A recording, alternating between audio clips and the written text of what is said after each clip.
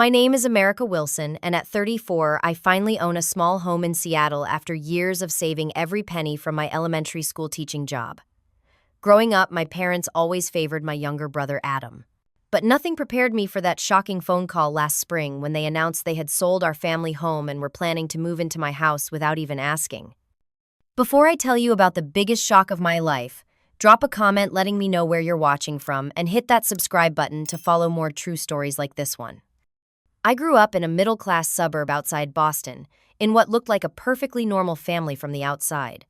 My parents, Richard and Margaret Wilson, both worked in finance and provided a comfortable life for us. We had a nice 4-bedroom colonial home, took annual vacations to Cape Cod, and never wanted for the basics. But beneath that picturesque surface ran a current of favoritism that shaped my entire childhood. When my brother Adam was born when I was 3, everything changed. Suddenly, I became invisible in my own home. My drawings disappeared from the refrigerator to make room for his first scribbles. My dance recitals were often missed because Adam had a cold or was fussy that day. As we grew up, the pattern only intensified. "America, you need to understand that your brother requires more attention," my mother would say, whenever I complained about the unfairness. "Boys are different. They need more support to succeed in this world." By the time I was 10, I had learned to be self-sufficient. I packed my own lunches, did my homework without supervision, and rarely asked for help with anything.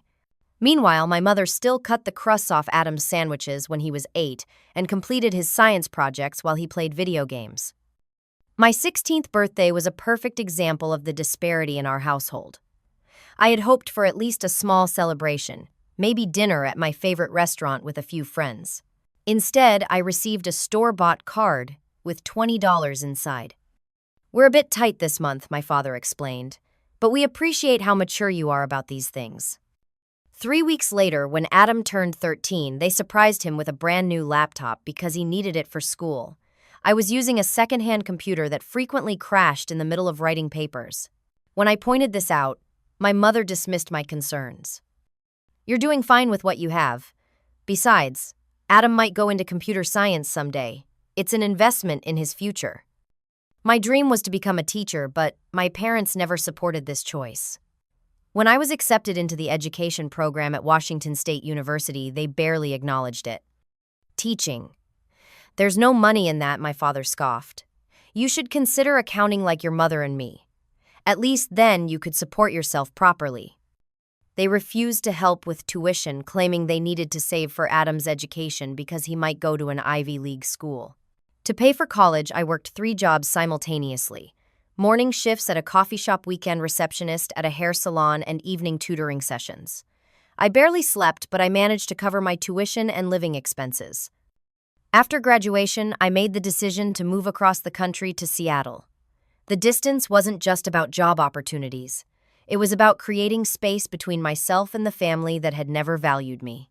I found a position teaching 3rd grade at Westlake Elementary School and rented a tiny studio apartment far from the upscale neighborhoods where most of my colleagues lived.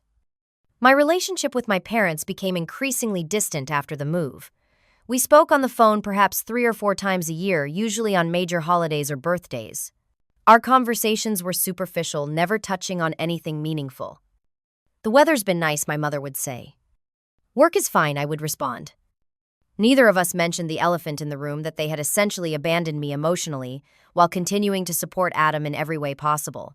I learned through these rare conversations that Adam had graduated from Boston University with a business degree fully funded by my parents and landed a high-paying job at a tech company. Despite his substantial salary, he continued living at home with our parents well into his late 20s, saving money while they covered all his living expenses. I tried not to let bitterness consume me. Instead, I focused on building my own life, one that didn't depend on anyone else's approval or support.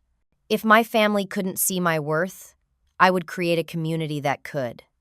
Seattle became my sanctuary, a place where nobody knew me as Adam's sister or the responsible one. At Westlake Elementary, I quickly gained a reputation as a dedicated teacher who could connect with even the most challenging students. The principal, Dr. Linda Martinez, became a mentor and friend, offering guidance and encouragement that my parents never had. "You have a natural gift with children," she told me during my second-year evaluation. "The way you handled the situation with Tyler was remarkable. Many experienced teachers wouldn't have had your patience. Tyler was a third grader with severe behavioral issues stemming from an unstable home environment. After months of consistent boundaries and genuine care, he began to trust me. His transformation from a disruptive presence to an engaged student became one of my proudest achievements. My colleagues became friends, and gradually I built a support network. Melissa from the fourth grade classroom next door invited me to her book club, where I met people outside the education field. Jason, the music teacher, included me in weekend hiking trips that introduced me to the breathtaking landscapes surrounding Seattle. But even as my social life expanded, I remained focused on a singular goal: owning my own home. The housing market in Seattle was notoriously expensive, but I was determined.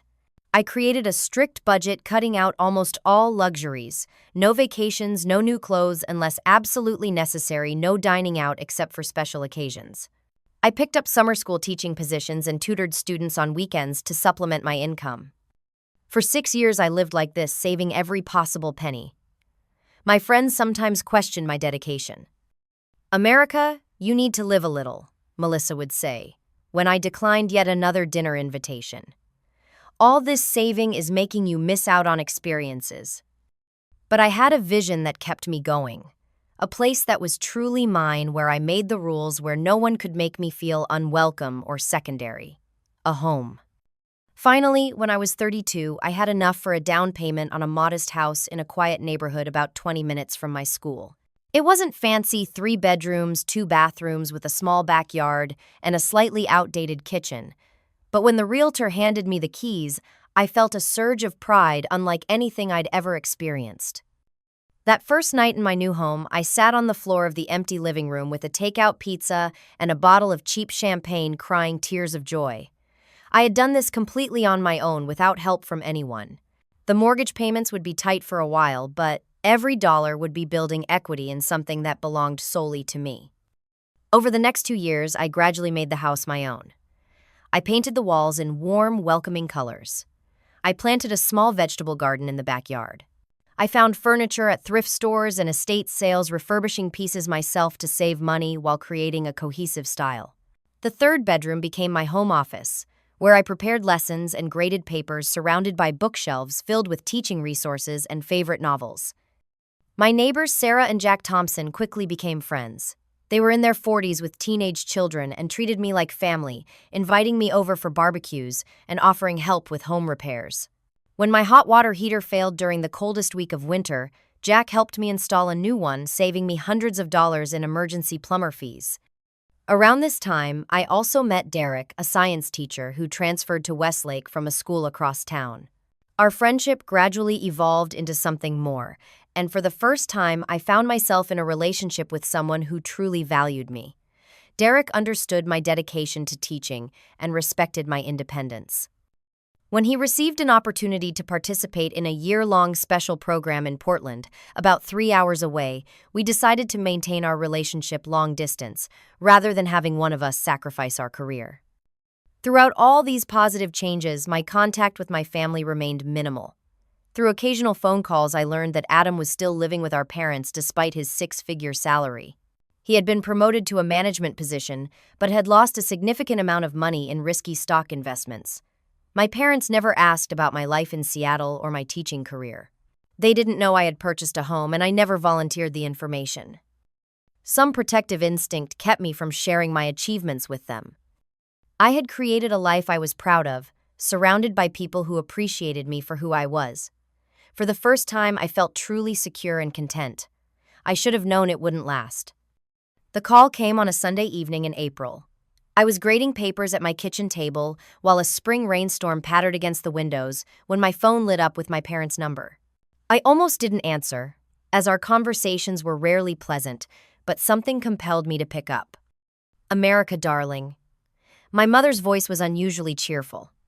"We have exciting news." That was how I learned that my parents had sold our family home, the place where I had grown up, for $1,200,000 in Boston's booming real estate market. The house had been purchased in the 1990s for less than $200,000, so they had made a substantial profit. "That's great," I said cautiously, wondering why they were sharing this information with me after months of silence. Are you buying something smaller now? That it's just the two of you? My mother laughed as if I'd said something absurd. Oh no, dear. We've purchased a beautiful new home for Adam. You know he's been having some financial difficulties. Financial difficulties, I repeated, confused. Last I heard he was making well over $100,000 a year. Well, yes, my father cut in, having apparently been listening on another extension. But he had some unfortunate investments. Put almost all his savings into some tech stocks that tanked. Poor boy lost everything except his job. And he needs a house, because I couldn't keep the edge from my voice. America, don't be difficult, my mother scolded. Adam needs to project a certain image in his position. We found him a lovely property in Cambridge, close to everything. $950,000. It's a steal for that neighborhood. I was momentarily speechless. They had given Adam a house worth nearly $1 million because he had gambled away his savings despite living rent-free with them for years. Meanwhile, I had worked multiple jobs and sacrificed for years to afford my modest home. That's quite generous of you. I finally managed trying to keep my tone neutral. I assume you're moving into a condo or something. There was a pause before my father spoke again. Actually, that's why we're calling. We thought it would be nice to come stay with you for a while. Stay with me, I echoed, not comprehending. Well, not just stay, my mother clarified. We're thinking of moving in. We don't want to burden Adam with having us in his new home while he's establishing himself. But you have that 3-bedroom house all to yourself. I sat up straight, knocking over a stack of student assignments. How do you know I have a 3-bedroom house? I never told you that. Another pause. Adam looked up property records in your area, my father admitted, just out of curiosity. The invasion of privacy stunned me almost as much as their presumption. Adam had been researching my home without my knowledge, and my parents had been planning this move without ever consulting me. We're thinking the master bedroom would work best for us, my mother continued, as if my silence was agreement. You could take one of the smaller rooms, and we could convert your office into a nice guest room for when Adam visits. When were you planning to do this? I asked, my voice barely above a whisper. We've already started packing, my father replied cheerfully. Should be ready to head your way in about 2 weeks. Don't worry about helping us move. We've hired professionals. 2 weeks. They expected to upend my life, take over my home, and displace me from my own bedroom in 2 weeks. And they hadn't even asked if this arrangement was acceptable to me. No, I said firmly. Excuse me. My mother sounded genuinely puzzled. I said no. You can't move into my house. America, Grace Wilson. My father's voice took on the authoritative tone he had used when I was a child. We are your parents. We need a place to stay and you have room. This isn't a request. Actually, it is a request I countered, finding strength in my anger. And it's one I'm denying. This is my house. I bought it with my own money after years of hard work. You don't get to decide to move in without even asking me. After everything we've done for you, my mother's voice rose in pitch. This is how you repay us, by turning us away when we need you. I laughed bitterly. Everything you've done for me, what exactly would that be? You didn't pay for my education. You didn't help me with the down payment on my house. You barely even call me except when you want something. We raised you, my father said coldly. We put a roof over your head and food in your mouth for 18 years. The least you could do is return the favor. That's called parenting, I replied. It was your legal obligation. It doesn't entitle you to take over my home now. I can't believe how selfish you've become, my mother sniffed. Living alone in that big house while we have nowhere to go. You just made over $1 million selling your house, I pointed out. You could easily afford a nice condo or apartment. Instead, you gave Adam a mansion and now expect me to house you. That was your choice, not mine. This discussion is over, my father said abruptly. We'll see you in 2 weeks. You'll come to your senses by then. He hung up before I could respond. I sat at my kitchen table surrounded by third-grade spelling tests, trembling with rage and disbelief. After everything, they still saw me as nothing more than a convenient solution to a problem of their own making. They had given Adam a luxury home and expected me to give up mine to accommodate them. Not this time. I would not be overlooked or taken advantage of again. This was my home, and I would defend it even against my own family. 5 days after that phone call, I was correcting homework assignments when a car pulled into my driveway. Through the front window, I watched in disbelief as my parents emerged from a rental SUV. My father opened the trunk and began removing suitcases. They hadn't waited 2 weeks. They hadn't called to tell me they were coming early. They had simply arrived expecting me to accommodate them without question. I took a deep breath, steeling myself for the confrontation to come, and opened the front door just as they reached the porch. America. My mother stepped forward as if to embrace me, but I remained firmly in the doorway, blocking entry. Her smile faltered. "Aren't you going to invite us in? It's been raining on and off all day." "I told you on the phone that you can't move in here," I said, keeping my voice level. "That hasn't changed." "Don't be ridiculous," my father huffed, lifting 2 large suitcases. "We're not having this discussion on the porch. Let us in and we can talk like adults." I hesitated, then stepped aside. Better to have this conversation inside than create a scene for the neighbors. But as soon as they entered, I realized my mistake. My father immediately headed for the stairs with the luggage. "Where do you think you're going?" I asked, moving to block his path. "To put our things in the bedroom, obviously," he replied, attempting to step around me. "No." I stood my ground. "You're not staying here. Not tonight. Not ever." My mother's face crumpled. "America, how can you be so cruel? We're your parents. We have nowhere else to go." "That's not true," I countered. "You had a perfectly good house that you chose to sell. You had over $1 million that you chose to spend on Adam instead of securing your own housing. Those were your decisions, and they're not my responsibility." After everything we sacrificed for you, my mother began to cry, tears sliding down her carefully made-up face. "This is how you repay us, by turning us away like strangers." "What exactly did you sacrifice for me?" I asked the question that had burned inside me for years, finally finding voice. "You paid for Adam's college, but not mine. You bought him a laptop when he wanted one, but told me to make do with a broken computer. Now you've bought him a mansion while expecting me to give up my home to you. When have you ever put my needs first?" "You ungrateful little brat." My father's face reddened as he dropped the suitcases with a thud. "We fed you, clothed you, put a roof over your head." "That's the bare minimum required by law," I replied. "And now I'm an adult who has built her own life without your help. You have no right to demand anything from me."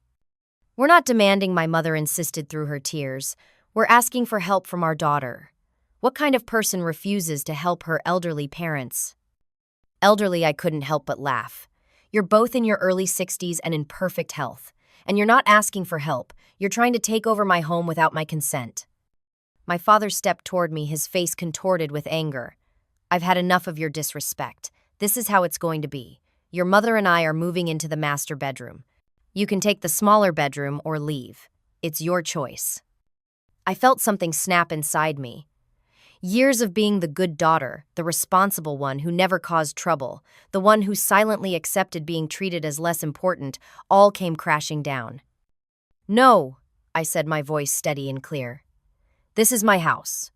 My name is on the deed and the mortgage. You have no legal right to stay here without my permission, and I am not giving it. You need to leave now." "You selfish, heartless girl," my father growled. "After everything we've done." "What have you done for me lately?" I challenged. "Or ever name one significant sacrifice you've made for my benefit in the last 15 years? He couldn't answer. Instead, his face grew darker with rage. "I won't be spoken to like this in my own daughter's home." "At least you acknowledge it's my home," I replied. What happened next occurred so quickly. I barely had time to register it. My father's hand swung out, striking me across the face with enough force to make me stumble backward. The sharp crack of the slap seemed to echo in the sudden silence of the room. I raised my hand to my stinging cheek, too shocked to speak. My father had never hit me before, not even when I was a child. The front door opened behind us, and Sarah, my neighbor, stepped into the hallway without knocking. She had clearly heard the commotion. "America, is everything okay?" I heard shouting, and she trailed off as she took in the scene. My father standing with his hand still raised, my mother crying, and me holding my reddened cheek. "Who the hell are you?" my father demanded. "I'm Sarah Thompson, America's neighbor and friend," she replied calmly, though I could see the alarm in her eyes. and I think you both need to leave right now before I call the police." "This is a family matter," my mother sniffed. "It doesn't concern you." "America is my friend," Sarah said firmly, "and I just witnessed what appears to be assault in her home. That makes it my concern." My father seemed to suddenly realize the position he was in. His hand dropped to his side and he took a step back. "This isn't over," he said to me, his voice low and threatening. "You can't just cut off your family when they need you." "I think you've done quite enough damage for one day," Sarah replied before I could. "America asked you to leave her home. I suggest you do so immediately." To my surprise, they complied. My father grabbed the suitcases he had dropped, and my mother followed him out the door, pausing only to give me one last tearful look of reproach. "We'll be back when you've come to your senses," my father called over his shoulder as they loaded their luggage back into the rental car. Family takes care of family. Once they had driven away, my legs gave out, and I sank to the floor of my entryway. Sarah immediately sat beside me, putting an arm around my shoulders. "Are you okay? Should we call the police?" That looked like assault to me. I touched my cheek again, still feeling the sting of my father's palm. "I don't know what to do," I admitted, my voice shaking. "They sold their house and gave my brother a mansion. Now they think they can just move in here and take over."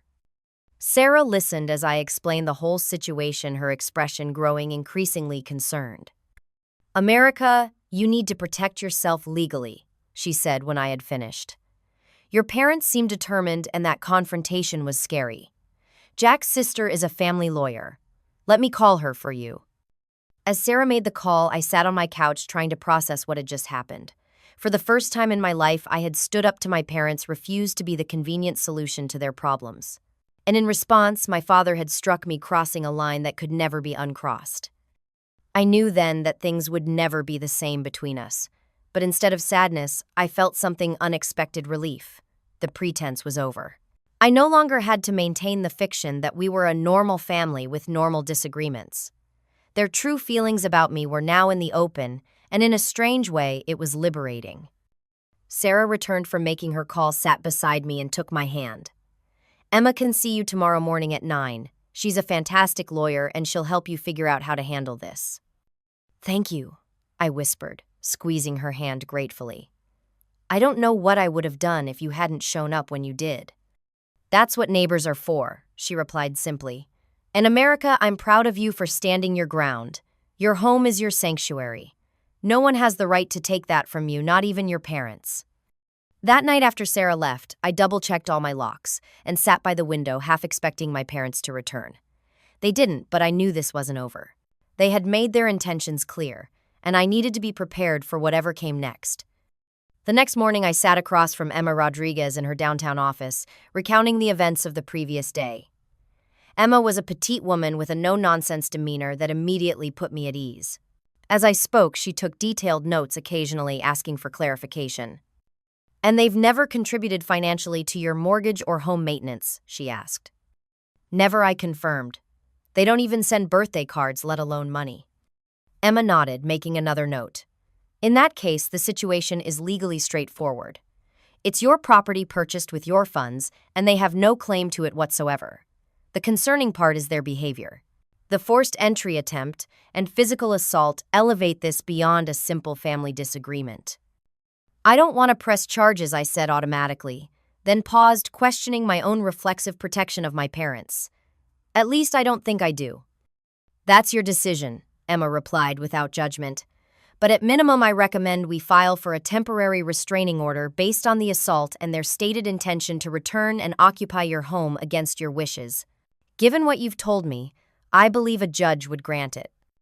As Emma outlined the legal steps we could take, her assistant knocked and entered with an urgent expression. "Miss Rodriguez, I just received a call from the county recorder's office. Someone tried to add 2 names to the deed of a property owned by an America Wilson this morning. They said you'd want to know right away since you had called, asking them to flag any such attempts." Emma had made that call before I even arrived at her office, anticipating potential moves by my parents. Her foresight left me simultaneously grateful and terrified. "Did they succeed?" Emma asked sharply. "No. The clerk recognized it as unusual and required additional verification that the current owner was present and consenting. When they couldn't provide that, the clerk refused to process the change and notified us as requested. After the assistant left, Emma explained, "They were trying to add their names to your property deed. If they had succeeded, they would have had a legal claim to your home. Fortunately, most county officials are careful about deed changes because of fraud concerns." "How would they even attempt that?" I asked, horrified. "Either by forging your signature or by claiming they had your permission. Given what you've told me about your father's connections in Boston, he might know someone who works in real estate or property law who advised them." The realization that my parents were actively trying to take my home through legal manipulation shook me to my core. This wasn't just a family disagreement or even an emotional confrontation. They were attempting to steal what I had worked so hard to build. "What do we do now?" I asked, my voice barely audible. "First, we secure your home," Emma said decisively. "Change all locks immediately, even if you don't think they have keys. Install security cameras covering all entrances. Document any contact or attempts at contact." She drafted an emergency restraining order application, which I signed with a hand that trembled slightly. "This will be submitted to the judge today. Given the circumstances, I expect it will be approved quickly." As I left Emma's office, my phone rang. The caller ID showed Adam's number. My brother and I hadn't spoken directly in over 2 years. Bracing myself, I answered. "How could you do this to them?" Adam demanded without preamble. "They gave you everything, and now you won't even help when they need you." "They gave me everything," I repeated incredulously. "In what universe?" "They raised you, supported you, made sure you had what you needed," he insisted. "They did the legal minimum, Adam, while giving you everything extra. They paid for your college, not mine. They bought you a laptop when you needed one, not me. And now they've bought you $1 million house while expecting me to give up mine to them." "That's different," he protested. "I'm going through a rough patch." "A rough patch caused by your own bad investments, from what I hear. Meanwhile, I worked 3 jobs to put myself through college and saved for years to buy my modest home. Why should I sacrifice what I've built because of your financial mistakes?" There was a brief silence before Adam spoke again, his voice colder. "You've always been jealous of me. This is just your way of getting back at them for loving me more." His words hit like a physical blow, not because they were cruel, but because they were honest. For the first time, someone in my family had acknowledged the truth: they did love him more. "You're right," I said quietly.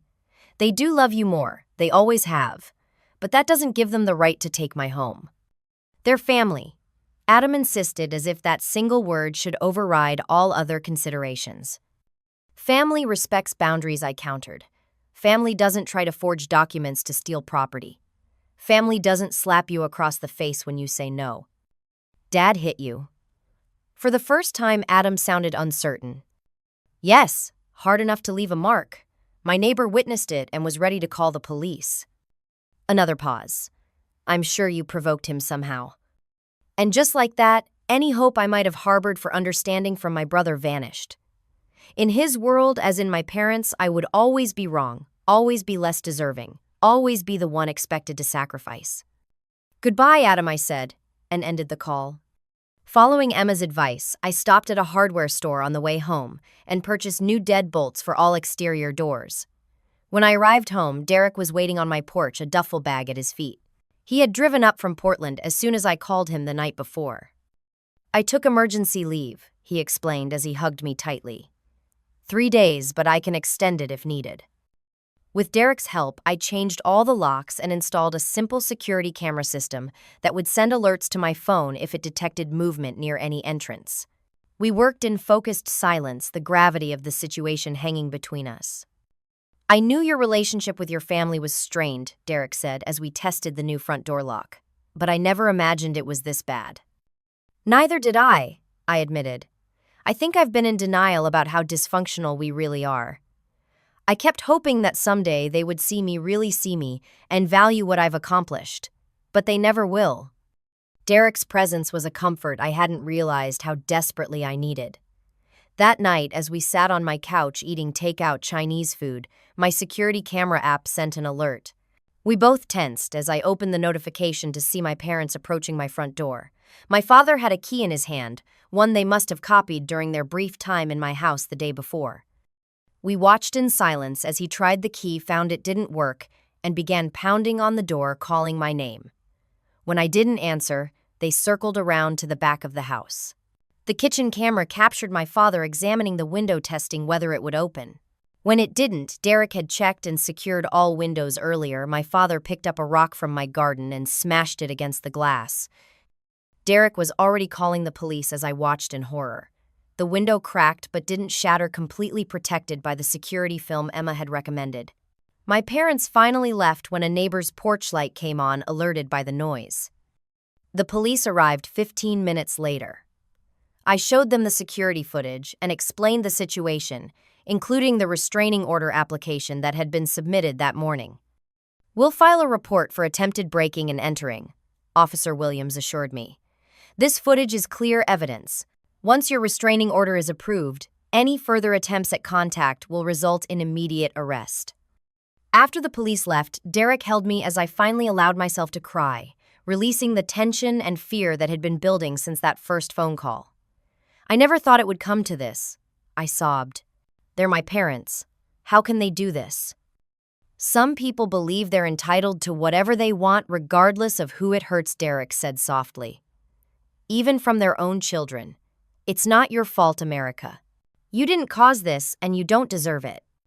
The next day, I received notification that the emergency restraining order had been approved. My parents could not legally come within 100 yards of me, my home, or my workplace for the next 30 days pending a formal hearing. I thought that would be the end of it, that they would finally understand I was serious and back down. I was wrong. 1 week after the restraining order was issued, I received an official notice in the mail. My parents had filed a lawsuit claiming partial ownership of my home. According to their complaint, they had contributed substantial funds toward my down payment and had an oral agreement that the property would serve as their retirement home. It was a complete fabrication, but now I would have to prove it in court. I immediately called Emma, who was unsurprised by this development. "Unfortunately, this is a common tactic in family property disputes," she explained. "They're hoping you'll be intimidated into settling rather than fighting them in court. They probably don't expect to win, but they might think you'll compromise by giving them money or allowing them temporary residence to make the lawsuit go away." "I won't," I said firmly. "I have all my financial records. I can prove I saved every penny myself." "Good," Emma replied. "Gather every bank statement showing your savings accumulation, the withdrawal for the down payment, all closing documents, and any communication you had with the mortgage company. We'll need a complete paper trail." The following weeks were a blur of legal preparations.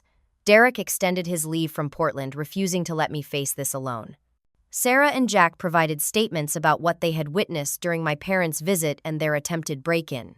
I meticulously organized 6 years' worth of financial documents proving how I had saved for my home. Meanwhile, my mother began calling my colleagues at Westlake Elementary, telling them I was having a mental health crisis and had turned against my family. Principal Martinez called me into her office to check on me after receiving one such call. "I wanted to speak with you directly," she said kindly. "Your mother has contacted several staff members with concerning claims." I explained the situation, showing her the restraining order and documentation of my parents' behavior. To my relief, she was completely supportive. "Family conflicts can be incredibly painful," she said. "Please know that your position here is secure and will direct any further calls from your parents to the district's legal team." The court date arrived faster than I expected. I sat beside Emma at the plaintiff's table, trying to appear calm despite my racing heart. My parents entered with their attorney, a stern-looking man in an expensive suit. They didn't look at me directly, but I could feel their confidence. They truly believed they could win this.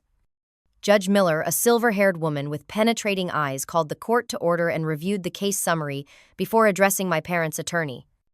"Counselor, your clients claim they provided substantial financial contribution to the purchase of the defendant's home. Can you specify the exact amount and nature of this contribution?"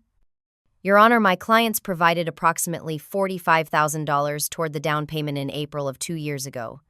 This was provided with the understanding that they would eventually reside in the property." I felt a surge of anger at the specific lie. They had invented not just the concept but an exact amount and date. "And what documentation do you have of this substantial transfer?"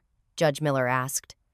Unfortunately, this was a cash transaction between family members. There was trust involved and formal documentation wasn't created at the time. Judge Miller raised an eyebrow.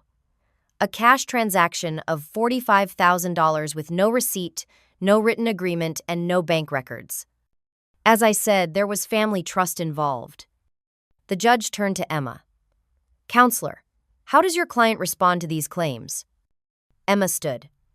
"Your Honor, my client categorically denies receiving any financial assistance from the plaintiffs for the home purchase or any other purpose in her adult life. We have comprehensive documentation showing how Miss Wilson saved for her down payment over 6 years through her teaching salary and supplemental income from tutoring and summer school instruction. She presented the court with my meticulously organized financial records, showing the gradual accumulation of my savings and the withdrawal coinciding with my home purchase. Furthermore," Emma continued, "we have witnesses prepared to testify about the plaintiff's behavior, including an incident of physical assault against Miss Wilson when she refused to allow them to move into her home and a subsequent attempt to break into the property after locks were changed." The case proceeded with testimony from Sarah and Jack about what they had witnessed. The security camera footage of my parents attempting to break my kitchen window was entered into evidence. My complete financial records were reviewed, showing no large cash deposits that could account for their claimed contribution. When my father took the stand, he maintained that he had given me cash from his personal savings, which was why there was no record of the transaction. Under Emma's cross-examination, however, he couldn't explain why he had no withdrawal records from his own accounts for such a large sum. "Mr. Wilson," Emma asked, "if you had $45,000 in cash to give your daughter 2 years ago, why did you need to move into her home now? Why not use similar savings to secure your own housing?" "That money was specifically for America's house," he insisted. "This is different. Different how you claim to have had $45,000 in cash savings 2 years ago, but now cannot afford housing despite receiving over $1 million from the sale of your former home." My father's face reddened. "We chose to provide for our son who had a financial emergency. So you prioritized giving your son a $950,000 home over securing housing for yourselves, and now expect your daughter to solve the problem you created." By the time closing arguments concluded, the trajectory of the case was clear. Judge Miller didn't even take a recess before delivering her ruling. "Based on the evidence presented, I find the plaintiff's claim of financial contribution to be wholly unsubstantiated. There is no documentation of any such contribution, while the defendant has provided comprehensive records showing she financed the home purchase independently. Furthermore, the plaintiff's behavior, including documented assault and attempted breaking and entering, suggests this lawsuit is a continuation of harassment rather than a good-faith legal claim." She looked directly at my parents. "The court rules in favor of the defendant. The plaintiffs have no ownership interest in the property in question. Additionally, the temporary restraining order is extended for 1 year, during which time the plaintiffs may not contact the defendant or come within 100 yards of her home or workplace."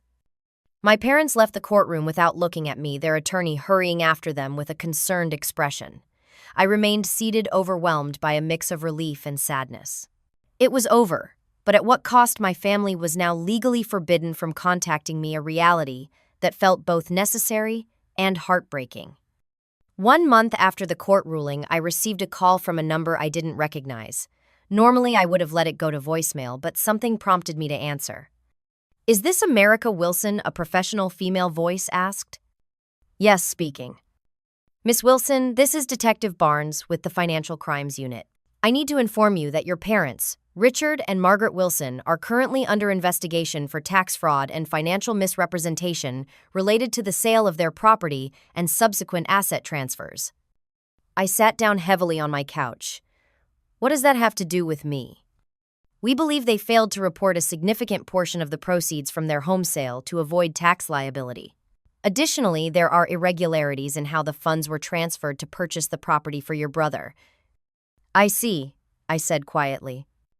"Given the recent court case between you and your parents, we thought you should know that they're in serious legal trouble."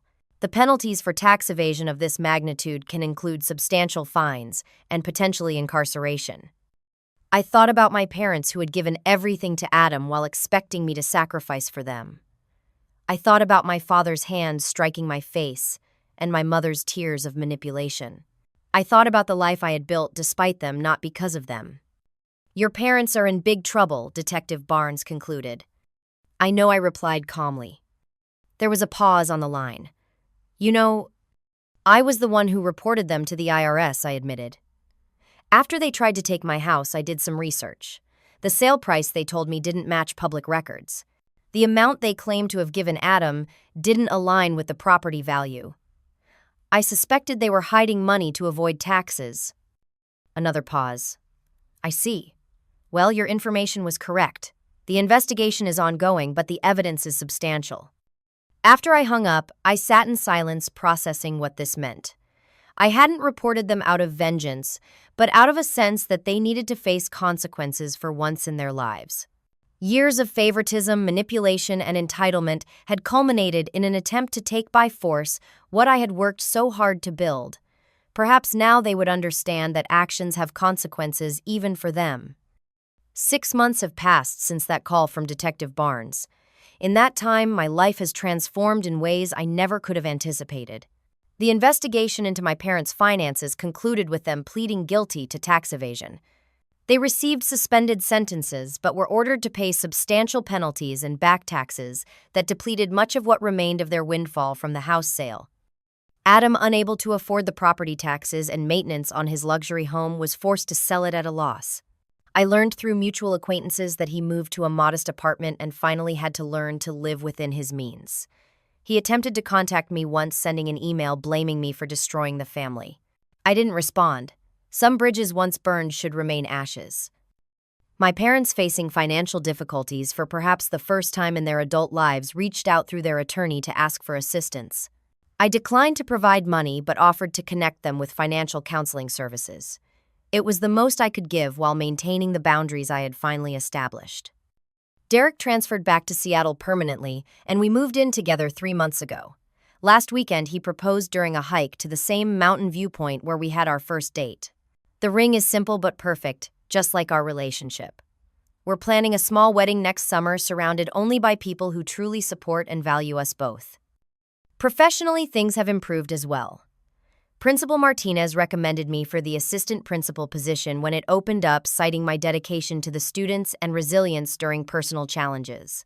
The promotion came with increased responsibility, but also a welcome salary increase that has made our financial situation more comfortable. The healing process hasn't been easy. For the first few months after the court case, I experienced nightmares about my father breaking into my home or appearing at my classroom door. I started seeing a therapist who specializes in family trauma, and she connected me with a support group for adults with toxic family relationships. Hearing others' stories helped me understand that I wasn't alone in having to establish firm boundaries with the people who should have loved me most unconditionally. One of the most important lessons I've learned is that setting boundaries isn't selfish. It's necessary for survival and growth. For years, I tried to be the perfect daughter despite receiving nothing in return. I allowed the hope for their approval and love to override my own needs and well-being. Breaking that pattern was painful but essential. I've also learned that family isn't defined by blood alone. Sarah and Jack have become more like parents to me than my biological ones ever were. My colleagues at Westlake formed a protective circle around me when they learned what was happening. Derek's unwavering support showed me what genuine love looks like. These are the people who deserve my loyalty and trust the family I have chosen rather than the one I was born into. The experience changed me in fundamental ways. I'm more assertive now, less willing to accept mistreatment in any form. I've stopped apologizing for taking up space or for having needs and desires. In my classroom, I make a special effort to see the quiet children, the ones who might feel overlooked or undervalued at home. Every child deserves to be seen and heard, to know that their existence matters. Most importantly, I've learned that sometimes the most courageous word in the English language is no. No, you cannot take advantage of me. No, you cannot dismiss my feelings.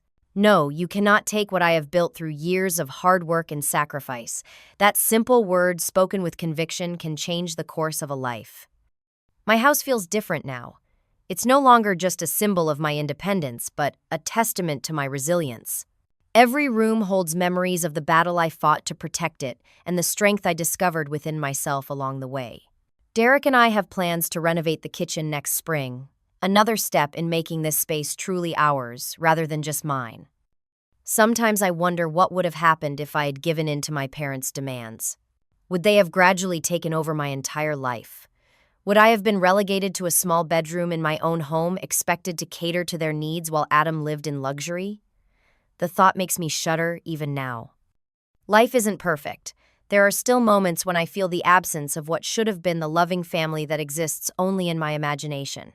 On my birthday last month, I found myself checking my phone reflexively even though I knew no call would come. Old habits and hopes die hard. But those moments grow fewer as time passes. In their place is a sense of peace I never knew was possible, the quiet certainty that I am enough exactly as I am. I don't need anyone else's validation to prove my worth. Sometimes from the ashes of our deepest pain emerge the most beautiful truths. For me, it was the realization that I have always been stronger than I knew, more capable than anyone gave me credit for. The very self-reliance that was forced upon me as a child became the foundation for the independent, resilient woman I am today. If you're watching this and struggling with similar family dynamics, please know that you deserve respect and love. You have the right to set boundaries, even with people who claim entitlement to your life and resources. Your worth isn't determined by what you can provide to others, but by who you are at your core. Sometimes the most loving thing you can do for yourself is to say no to those who consistently take without giving, who demand without appreciating. Sometimes standing alone is better than being surrounded by people who diminish your light. Have you ever had to set difficult boundaries with family members? How did you handle it? Share your experiences in the comments below. If this story resonated with you, please hit that like button and subscribe to hear more authentic stories about overcoming family challenges. Your support means everything, and I'm grateful to each of you for listening to my journey. Remember, the family you choose can be more meaningful than the family you were born into. Take care of yourselves, and I'll see you in the next video.